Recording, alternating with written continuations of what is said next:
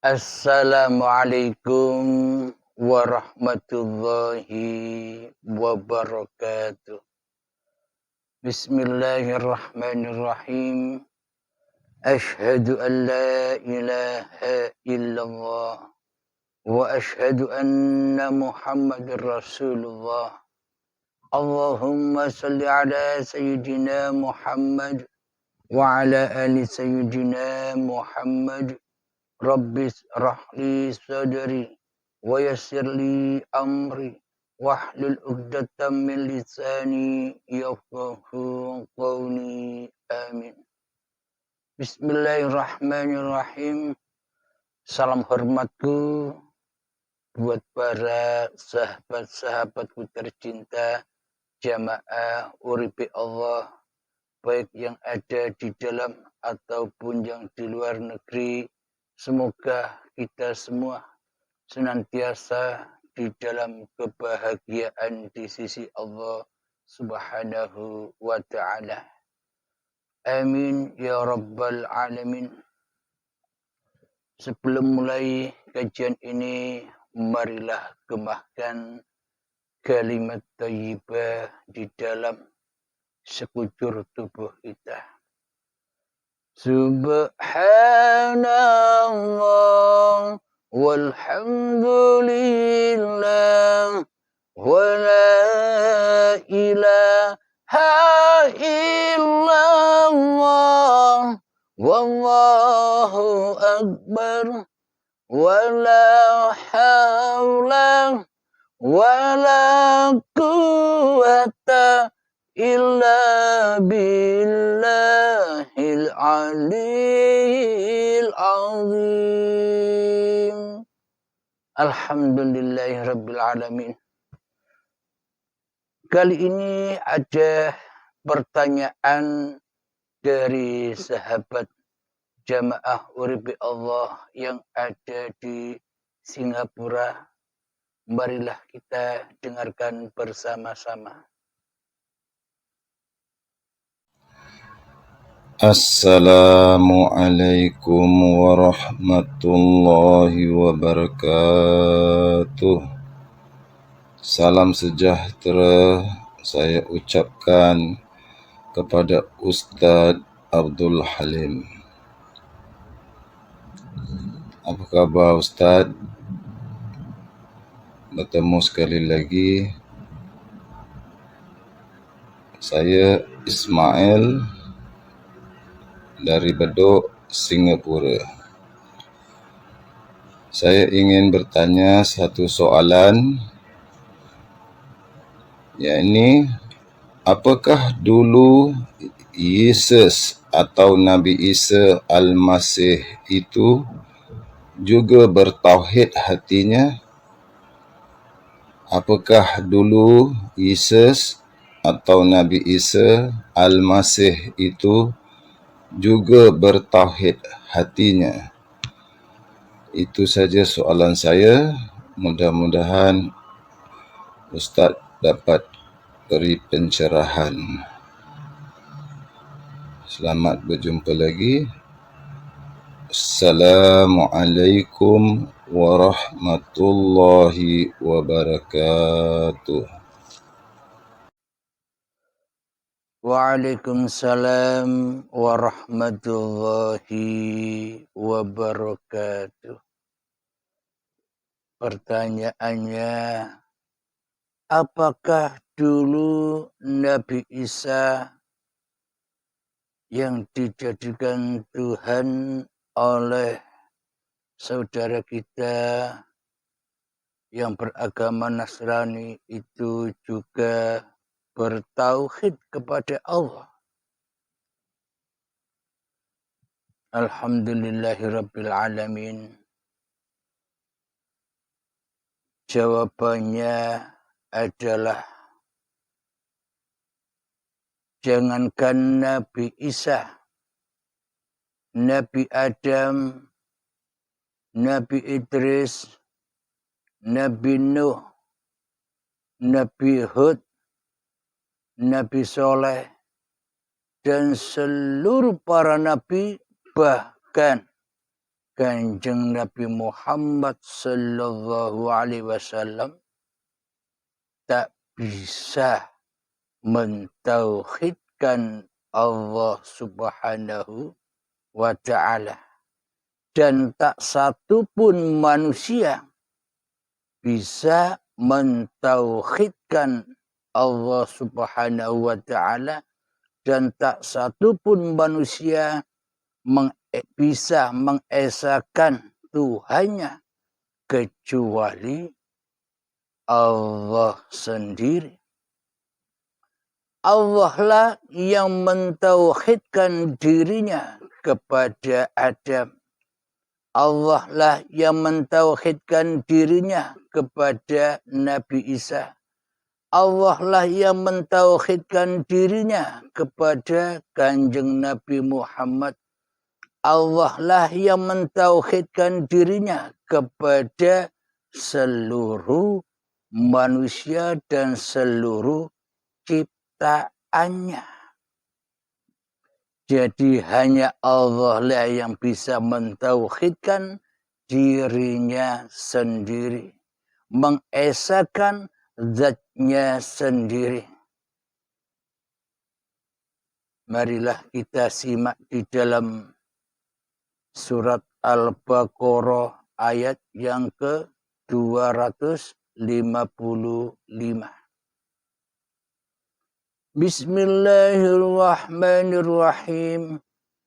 Allahu la ilaha illa huwal hayyul qayyum. La ta'khudhuhu sinatun wa la nawm. Lahu ma fis samawati wa ma fil ard. Man dhal ladzi yashfa'u 'indahu illa bi'idhnihi. Ya'lamu ma baina aydihim wa ma khalfahum. ولا يحيطون بشيء من علمه إلا بما شاء وسع كرسيه السماوات والأرض ولا يؤوده حفظهما وهو العلي العظيم. Yang artinya Allah, tidak ada Tuhan yang berhak disembah melainkan Dia yang hidup kekal lagi terus menerus mengurus makhluknya. Inilah jawaban yang sesungguhnya tidak ada Tuhan yang berhak disembah melainkan Dia yang hidup kekal lagi terus menerus mengurus makhluknya. Jadi hakikat menyembah, hakikat mengabdi, hakikat ibadah adalah ketika Allah yang sudah menjadi pengurus makhluknya. Ketika Allah yang sudah menghidupi makhluknya. Ketika Allah yang sudah menguasai makhluknya. Itulah hakikat makna menyembah. Itulah hakikat makna mengabdi. Itulah hakikat Rasul-Rasul Allah. Itulah hakikat Nabi-Nabi Allah. Itulah hakikat para aulia Allah. Dan itulah hakikat khalifah-khalifah Allah di bumi ini. Jadi bila tak ada uripe Allah, apakah Nabi Isa, apakah Nabi Adam, apakah Nabi Muhammad, apakah kita semua bangsa manusia bisa mentauhidkan Allah? Bila hidup saja tak ada, bila hidup saja tak punya, Bila hidup saja kita tak berkuasa atasnya, apakah mungkin manusia bisa mentauhidkan Tuhannya? Apakah mungkin wayang-wayang itu bisa mentauhidkan dalangnya? Alhamdulillahirrabbilalamin. Jadi yang bisa mentauhidkan zatnya adalah yang menciptakan. Mentauhidkan kemana? Mentauhidkan kepada seluruh apa yang diciptakannya. Jadi ilustrasinya demikian. Seumpama ada seorang koki yang membuat kue. Jadi resep-resepnya sudah tersedia. Kebutuhan-kebutuhan untuk membuat kue itu sudah tersedia. Ketika sang koki mulai mencipta, mulai membuat, mulai meracik kue-kue yang akan dibuatnya, maka sang koki menyatu. Sang koki mengesahkan dirinya. Sang koki mentauhidkan dirinya dengan bahan-bahan yang akan dibuat untuk makanan atau yang akan dibuat untuk membuat kue yang ia buat. Tanpa sang koki menyatukan dirinya, tanpa sang koki mentauhidkan dirinya dengan bahan-bahan kue yang akan dibuatnya, maka kue tak akan bisa terjadi. Maka kue tak akan pernah terwujud. Dengan keesaan, dengan ketauhidan sang pembuat kue, yakni koki itulah, maka kue-kue itu akan terwujud. Maka bermacam-macam kue itu akan jadi dibuat oleh sang koki. Inilah dimisalkan seperti itu. Ketika kue-kue sudah terjadi, ketika kue-kue sudah tercipta oleh sang koki, apakah kue-kue itu bisa mentauhidkan kuenya kepada yang membuatnya? Ketika kue-kue itu sudah nyata kewujudannya, apakah kue itu bisa mengesahkan, mentauhidkan, mentuhankan sang pembuat kuenya? Tidak bisa. Tak satu pun kue-kue itu bisa mentauhidkan, bisa mengesahkan, bisa mewujudkan sang penciptanya, yakni sang kokinya. Jadi hanya sang kokinya lah yang bisa mentauhidkan kepada kue-kue yang dibuatnya. Sama halnya seperti apakah bisa manusia mentauhidkan Tuhannya? Seolah-olah bisa ketika manusianya masih berperan menjadi Tuhan daripada menjadi hamba. Ketika manusianya masih berperan menjadi sang kholik daripada sang makhluk, seolah-olah bisa mengesahkan Tuhannya, mentauhidkan Tuhannya, seolah-olah bisa manusianya. Karena Allahnya gaib, makhluknya yang wujud, jadi seolah-olah makhluknya lah yang lebih berkuasa daripada Tuhannya. Seolah-olah manusianya lah yang bisa berperan daripada peran Tuhannya. Seolah-olah manusianya lah yang bisa bertauhid daripada keesaan Tuhannya. Alhamdulillahirabbil alamin. Bila tak ada uripe Allah, apakah semua itu bisa terjadi? Kejadian-kejadian itu berlangsung karena keesaan, karena kesempurnaan uripe Allah di dalam penciptaannya. Mari kita lanjutkan arti dari ayat kursi itu.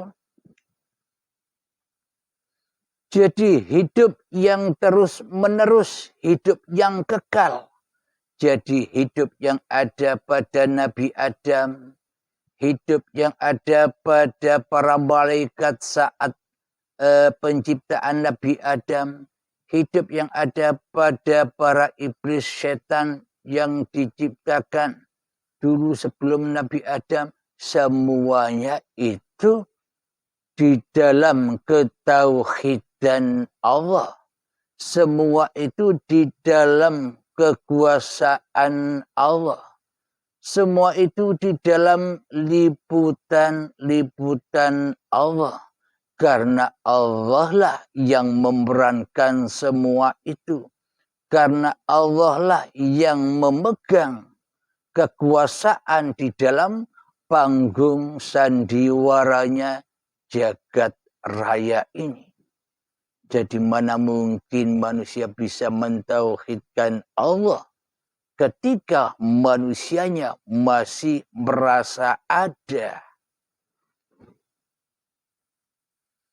Jadi ketika manusianya sudah tak ada lagi, maka itulah keesaan Allah.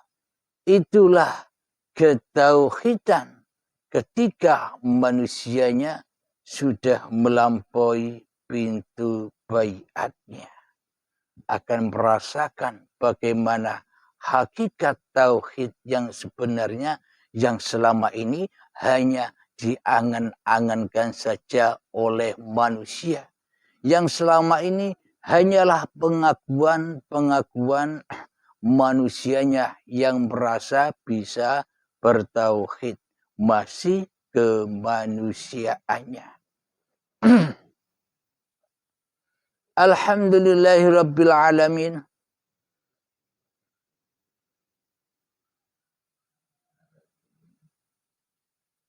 Allah tidak mengantuk dan tidak tidur. Jadi ada yang bertanya juga, bila hidup ini Allah, bila aku mengantuk berarti Allah yang ngantuk juga dong. Demikian. Alhamdulillahirabbil alamin, kita logikakan. Ketika arus aliran listrik itu mengaliri kekuatan powernya kepada seluruh peralatan elektronik di seluruh dunia. Jika suatu alat ada yang rusak, apakah listriknya juga rusak? Bila ada alat yang ngadat, lampunya mati seumpama koslet, apa listriknya juga mati, juga koslet? Maknanya arus listriknya tetap hidup. Hanya alat-alatnya saja yang harus diganti yang baru. Jadi arus listriknya tetaplah hidup mengaliri peralatan elektronika seluruh alam semesta ini yang ada di dunia ini. Ia tak akan pernah mati, ia tak akan pernah tidur. Jadi logikanya lagi, bila hidup ini Allah berarti kalau aku ngantuk berarti Allah ngantuk juga. Berarti Allah tidur juga. Bila Allahnya tidur, bila kita tidur, bila kita menyangka bahwa hidup ini Allah, bila kita ngantuk, Allah juga ngantuk, maka seragam. Seluruh manusia ya seragam dengan kita. Kita ngantuk, seluruh manusia juga ngantuk semua. Kita bangun, seluruh manusia bangun semua. Kita ngantuk, seluruh hayawan ngantuk, semua seragam. Ketika kita ngantuk, para tumbuhan, tanaman-tanaman sama-sama ngantuk semua. Karena hidup yang ada di seluruh manusia, hidup yang ada di seluruh hayawan, hidup yang ada pada seluruh tumbuhan, dan hidup yang ada di makhluk apapun, semuanya itu ya uripe Allah. Jika Allah ngantuk, ya bareng-bareng ngantuknya. Seluruh jagat pada ngantuk semua, hancur kiamatlah kejadiannya. Jadi ilustrasinya seperti begini. Kita punya pakaian yang banyak di dalam almari kita. Ketika kita memakai pakaian, kan tidak dipakai semua pakaian itu. Ada yang dipakai, ada yang tidak. Yang memakai ya tetap hidup. Yang memakai ya tetap bangun. Ketika pakaian sudah harus diganti, maka pakaian ini harus ditaruh di cucian. Nah, apakah pakaian yang ada di almari yang belum dipakai itu harus diangkat, ditaruh di dalam cucian juga sama dengan baju yang sudah kita pakai tadi? Ketika ada baju yang harus dicuci, apa seluruh almari itu dicuci semua? Tentunya ada yang dicuci, ada yang siap pakai. Maknanya hitam dan putih itulah kesempurnaan Allah. Taat dan maksiat itulah kesempurnaan Allah. Baik dan buruk itulah kesempurnaan Allah di dalam pagelarannya. Makanya selalu berpasang-pasangan. Apapun yang ada di dunia ini selalu berpasang-pasangan.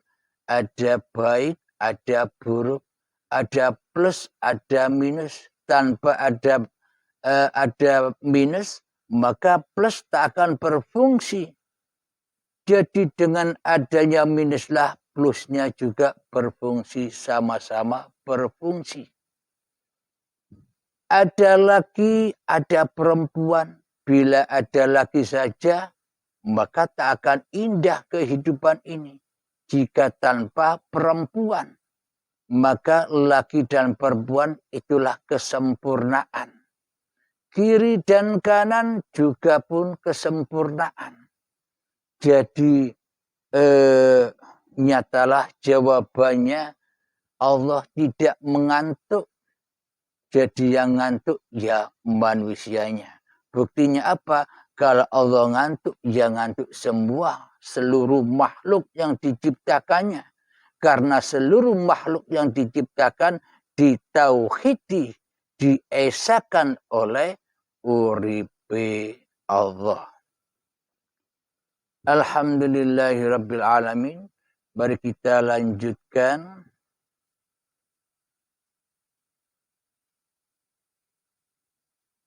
Kepunyaannya apa yang di langit dan yang di bumi.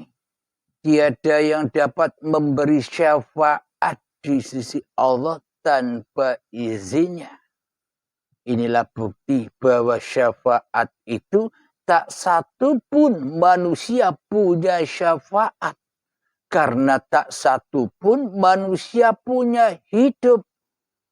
Jadi syafaat itu adalah syafaatnya uripe Allah, bukan syafaatnya makhluk, bukan syafaatnya badan.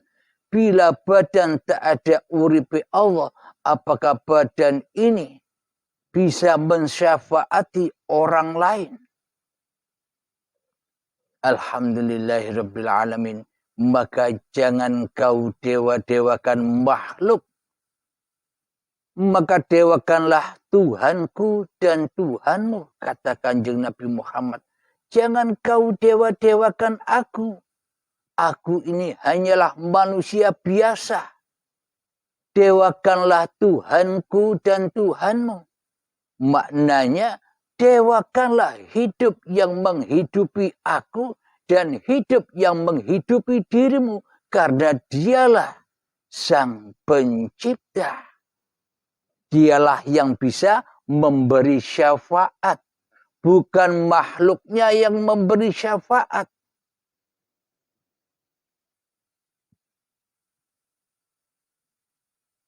Jadi Allah yang memiliki langit dan bumi.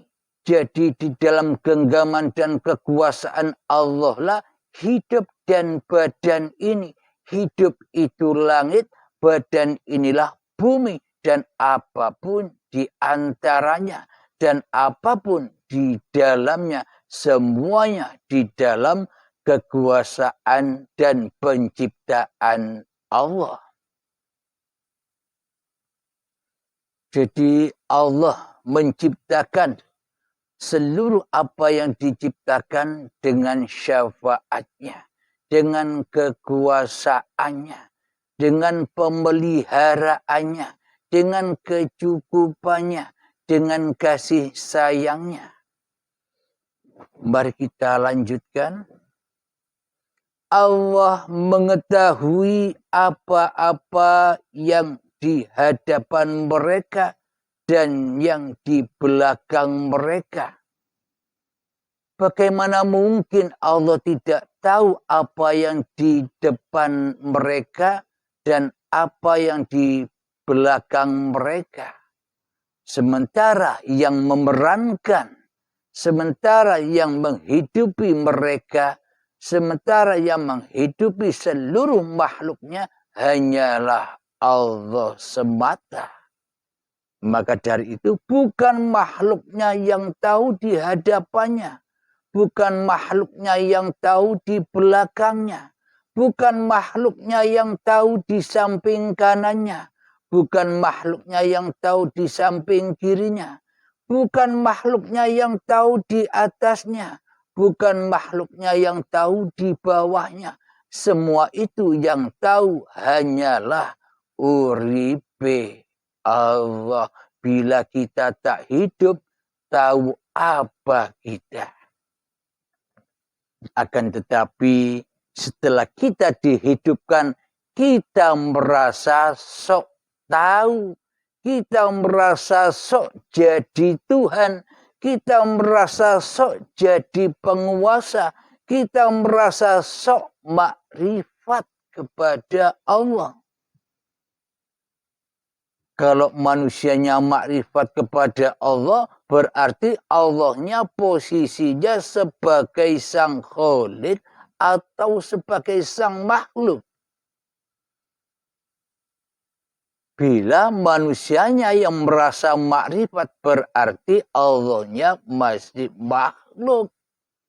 Bila kita sudah merasa makrifat, sudah memahami di dalam paparan uripe Allah, berarti Allah masih kita jadikan makhluk. Karena kita belum baiat, ya bingung. Belajar sendiri, akhirnya disesatkan oleh iblis dan setan pemahamannya. Dikira manusianya yang bisa makrifat. Dikira manusianya yang bisa ingat. Maka selamanya tetap akan tersesat di dalam pengakuan-pengakuan manusianya yang merasa faham dan yang merasa ma'rifat. Inilah bukti bahwa tak satu pun manusia bisa ma'rifat kepada Allah. Tak satu pun manusia bisa mentauhidkan Allah kecuali uripe Allah lah yang mentauhidkan zatnya kepada seluruh ciptaan yang diciptakannya. Mari kita lanjutkan kembali. Dan mereka tidak mengetahui apa-apa dari ilmunya Allah, melainkan apa yang dikehendakinya. Jadi ilmu Allah, rahasia-rahasia Allah hanya diperuntukkan kepada siapa yang dikehendakinya, siapa yang dipilihnya. Maknanya bukan manusianya yang bisa mengabarkan, yang bisa memaparkan tentang babakan ketuhanan. Akan tetapi ya Allah jua yang menghendakinya. Karena di dalam diri manusianya yang memaparkan di dalam uripe Allah ini sudah bukan kehendak dan kuasa manusianya lagi. Sudah tak ada Abdul Halimnya. Makna dari itu yang tahu rahasia Allah ya Allah sendiri. Yang tahu rahasia hidup ya hidup itu sendiri. Mana mungkin Abdul Halim ini bisa tahu. Mana mungkin Abdul Halim ini bisa makrifat. Abdul Halim hanyalah wayang-wayang yang ditauhidkan, yang diperankan oleh yang menciptakan. Bagaimana mungkin yang diciptakan bisa makrifat kepada yang menciptakan? Ini kan kebalik pemahaman kita selama ini. Seolah-olah kita yang paham ketika kita mendengarkan paparan demi paparan di dalam channel Uripe Allah. Seolah-olah hawa nafsu kita berperan merasa diri kita yang paham. Merasa diri kita yang ngerti. Sehingga kadang, wah tidak perlu baiat. Aku sudah tahu. Tidak perlu baiat. Aku sudah ngerti. Akhirnya disesatkannya lah oleh hawa nafsunya. Selamanya tak akan bisa kembali kepada Tuhannya. Kecuali hanya angan-angan saja. Alhamdulillahirabbil alamin. Mari kita lanjutkan. Kursi Allah meliputi langit dan bumi. Kursi Allah itu maknanya bukan kursi-kursi yang kita duduki ini. Ini hanya kiasan. Kursi itu lain kata dari kekuasaan. Lain kata dari uripe Allah. Lain kata dari wujudullah. Lain kata dari kehendak Allah. Lain kata dari zatullah, sifatullah, asma'ullah, af'alullah. Zatullah, sifatullah, asma'ullah, af'alullah. Itulah yang dinamakan kursi. Jadi semuanya diliputi oleh uripe Allah. Jadi apapun segala sesuatu yang kita saksikan, ya itulah ayat-ayat Allah. Bukan ayat-ayatnya makhluk. Selama ini kan kita hanya menyaksikan ayat-ayatnya makhluk. Kita memandang matahari, nampaklah matahari di hati kita. Kita memandang bulan, nampaklah bulan itu di dalam hati kita.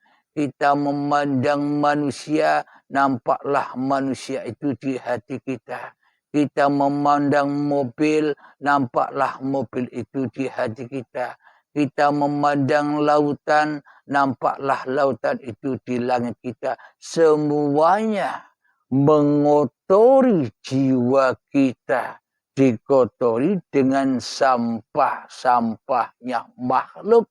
Hingga kita tidak bisa menyaksikan siapa yang mewujudkan makhluk-makhluk itu.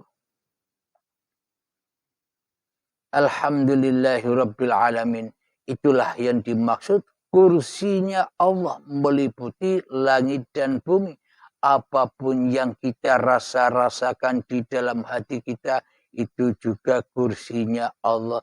Tapi selama ini kita bingung memahaminya, seolah-olah itu rasa manusianya. Karena manusianya masih merasa jadi Tuhan. Karena manusianya merasa dirinya yang paham selain Allah. Manusianya masih merasa yang bermakrifat. Manusianya masih merasa yang paham. Manusianya masih merasa yang mengerti apa-apa yang dipaparkan di dalam uripe Allah selama ini. Selamanya manusia masih terjebak di dalam hawa nafsunya, kecuali ia sudah mati, yakni lewat pintu baiat, maka ia akan pindah dari alam fana menuju alam yang baqo. Jadi pindahnya alam ini butuh perjuangan, butuh pengorbanan, butuh zakat. Maknanya untuk mensucikan apa-apa yang dirasa sebagai miliknya selama ini. Bila tidak telanjang, ya tidak akan pernah sampai kepada kesucian. Bila kita masih merasa diri kita yang memahami, selamanya kita terbelenggu di dalam kemanusiaan kita. Mohon maaf.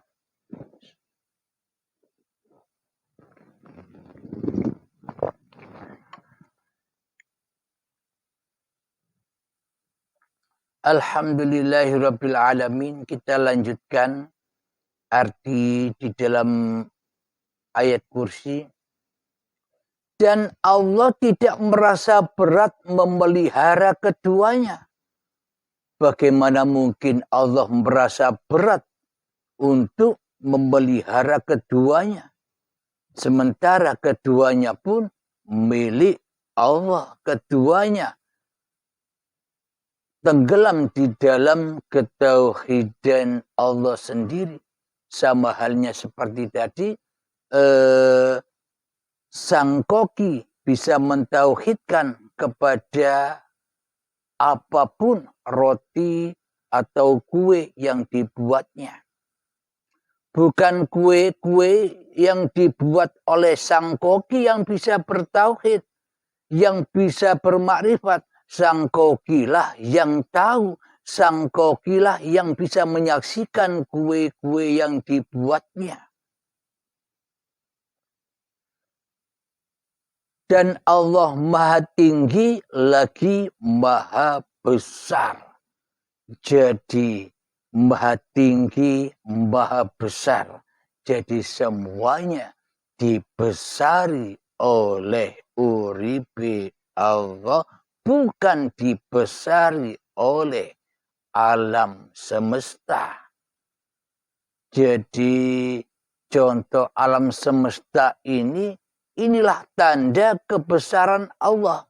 Alam kosong ini, jarak antara saya dengan Anda, inilah alam kesucian itu. Tanpa alam kesucian, bila tanpa Allah, maka saya tak akan terlihat oleh Anda. Tanpa kebesaran Allah, Anda pun tak akan nampak bagi saya. Jadi nampaknya Anda bagi saya, jadi nampaknya saya bagi Anda. Itulah tanda-tanda kebesaran Allah bila Anda sudah memahaminya. Alhamdulillahirabbil alamin. Bagi jamaah yang sudah mengambil langkah untuk berbaiat, pegang teguhlah tongkatnya agar tidak bingung lagi menghadapi kehidupan ini. Ibarat burung sudah terlepas dari belenggu-belenggu syariat-syariat sangkar, yakni hawa nafsu Anda sudah bebas mengikuti apa yang diperankan oleh Allah terhadap makhluknya. Jadi kue sudah bebas dimakan siapa saja. Kuenya tidak bisa memilih peran, aku ini dimakan siapa. Jadi yang memakannya lah yang lebih berkuasa daripada yang dimakan. Alhamdulillahirabbil alamin. Semoga kajian kali ini bisa menjawab pertanyaan dari saudara kita yang ada di Singapura.